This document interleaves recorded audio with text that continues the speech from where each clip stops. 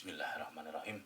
Assalamualaikum warahmatullahi wabarakatuh. Teman-teman, video ini adalah saya mau sharing pengalaman bagaimana kalau karyawan tahu rahasia bisnis kita, tahu rahasia perusahaan kita. Ini saya lebih suka nyebutnya pengalaman ya, bukan tips karena apa ya? Karena saya juga belum tahu solusi pastinya ketika karyawan itu tahu rahasia perusahaan kita atau rahasia bisnis kita.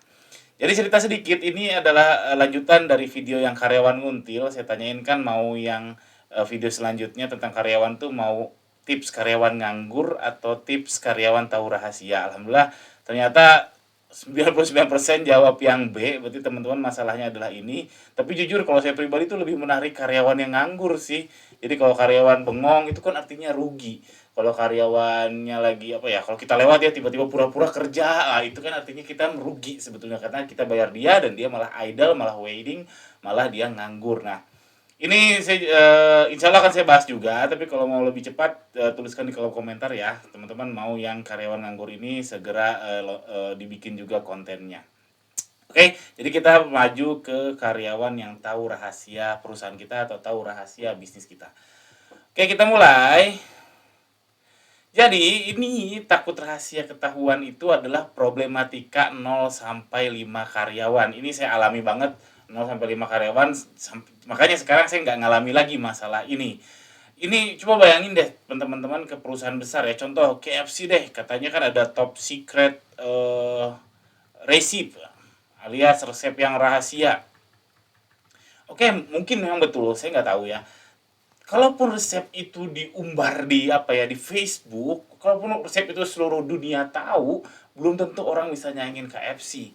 Karena apa? Karena KFC itu jaringannya sudah sangat luas, dia sudah punya sistemnya, bagaimana menyajikan makanan dalam 1 menit, 2 menit, itu belum tentu orang bisa nyaingin KFC. Jadi meskipun satu rahasia utamanya diketahui orang lain atau karyawannya, belum tentu bisa ngalahin si KFC-nya.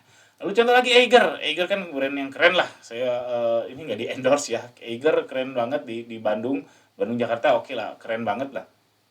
Dia murah dan kualitasnya juga oke. Banyak banget yang niru-niru Eiger, logonya mirip-mirip. Lalu kualitasnya nggak tahu ya karena belum pernah beli yang ngikut-ngikutin. Cuman ya orang tetap aja ke Eiger. Kenapa ya? Karena brand, karena dia ya orang nggak mau aja gitu. Jadi intinya mungkin yang bikin tiruan Eiger itu pernah kerja di Eiger, punya konveksi di Eiger, pernah terima proyek Eiger, saya nggak tahu, tapi tetap aja orang sebagian besar nggak lari ke si peniru itu, tetap aja ke Eiger. Jadi rahasianya diketahui, Eiger terganggu tapi nggak jadi masalah buat dia. Lalu untuk perusahaan besar tentu kan ada audit ya, ada audit keuangan, ada audit pajak, ini tentu semuanya dibuka, ini nggak mungkin enggak.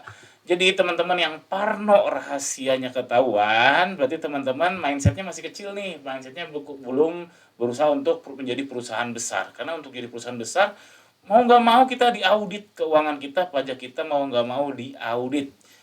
Entah itu audit sendiri, entah itu audit oleh orang pajak. Jadi minimal untuk level UMKM, saya juga masih UMKM, kita lapor pajak itu kita kasih laporan keuangan kita, dan itu kan buka-bukaan. Kalau kita bohong bisa bahaya ya, banyak sih yang bohong, saya juga pernah bohong tapi udah tobat.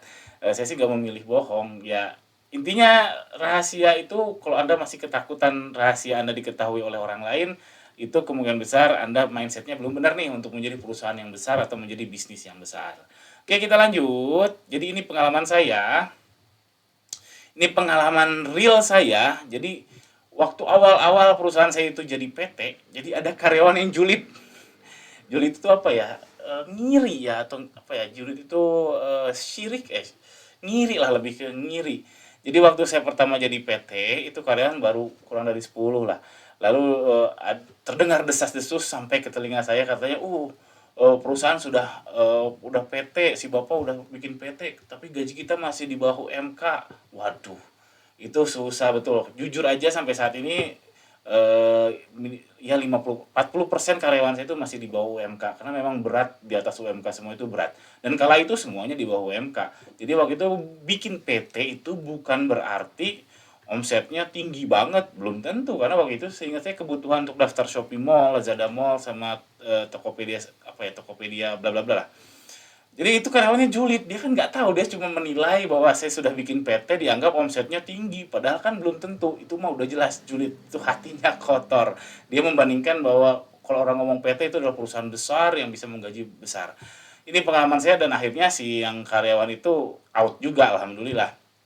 Jadi lalu pengalaman kedua ada karyawan yang out, yang keluar dari kantor saya, lalu dia buat toko, mirip banget. Jadi tekniknya sama lah, fotonya kurang lebih sama, lalu judulnya kurang lebih sama.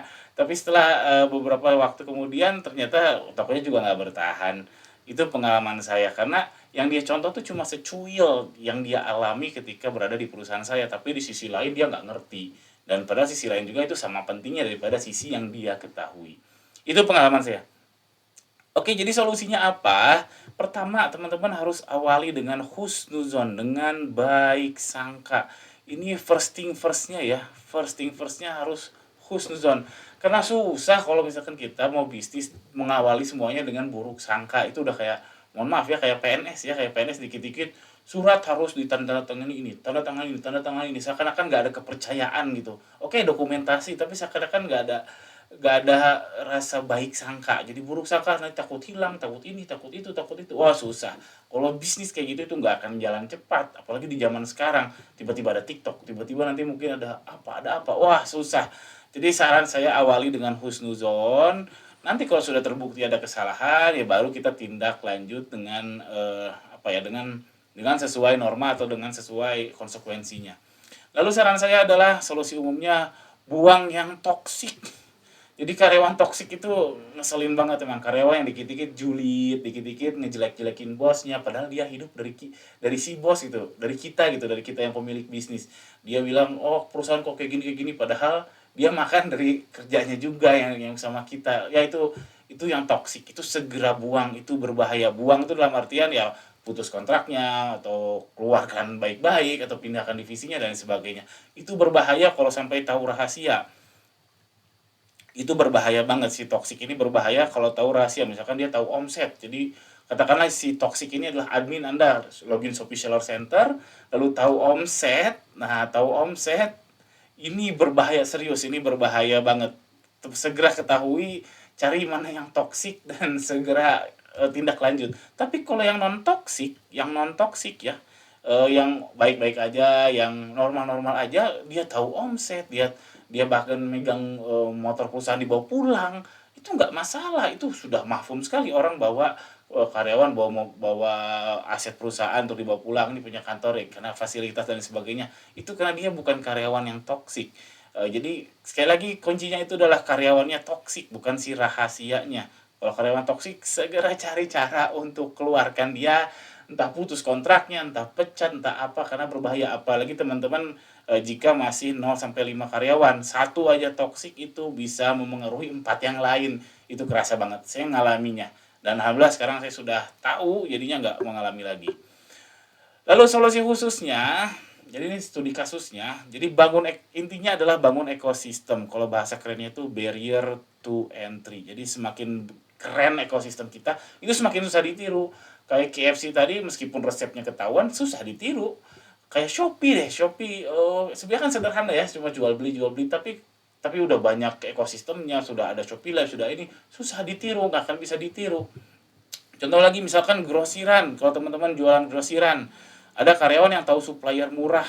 Kalau dia cuma tahu itu, belum tentu dia bisa jualan menyaingi Anda, karena dia belum tentu tahu manajemen gudang yang baik, belum tentu tahu akses pendanaan yang baik dan seterusnya, belum tentu. Yang gawat kalau ternyata dia tahu juga, berarti ada yang salah dengan Anda, berarti dia si karyawan itu lebih pintar dari Anda. Lalu contoh yang paling umum adalah fashion. Fashion itu ya comot sini comot sana, itu biasa banget, wah udah umum banget lah. Baju ini dicomot-comot, udah sangat-sangat umum sekali. Tapi yang nyomot baju kayak tadi Eiger, yang nyomot desainnya Eiger, apakah punya fans, apakah punya followers? Tidak. Makanya Eiger ya biasa aja ya, itu namanya ya sudah biasa, namanya CODD alias cost of doing business. Di fashion itu sudah umum sekali. Kalau teman-teman anti akan hal ini, berarti nggak cocok untuk bisnis. Kita harus siap menghadapi ini. Coba aja blek-blekan deh, misalkan produk saya nih yang baju Yuli, teman-teman copy fotonya, judulnya sama, produknya sama, upload, belum saya jamin teman-teman nggak akan bisa menyaingi produk yang saya sudah upload setidaknya dalam setahun. Dalam setahun itu banyak yang bisa saya lakukan, saya bisa bikin produk baru dan seterusnya. Jadi nggak bisa jadi satu rahasia terumbar bukan berarti akhir dari dunia. Lalu contoh lain ekosistem kayak rekening ya. Jadi kalau ada yang masih anti soal rekening dipegang oleh perusahaan takut dicuri lah, takut apa, sebenarnya itu udah solve ya masalahnya, itu masalah autentikasi. Jadi kalau ini pun saya baru menjalaninya belum setahun lah. Jadi kalau mau transfer ini itu admin bisa input, nanti saya langsung yang approval. Itu cepat, saya approvalnya nggak sampai 1 menit. Jadi mudah sekali kalau admin inputnya 5 menit sampai 10 menit. Lalu aset. Nah, aset ini harus bangun ekosistemnya, bagaimana pengelolaan aset yang baik. Aset itu banyak, dari stok, dari kendaraan, dan lain sebagainya. Dibikin checkernya, dibikin sistemnya. Kayak misalkan stok dibikin SO-nya. Lalu misalkan punya mobil kantor atau mobil untuk antar jemput, dibikin absensinya. Sehingga meminimalisir orang untuk berbuat kejahatan atau yang niru-niru tadi lah, atau mengambil rahasia atau ya mencuri dan lain sebagainya.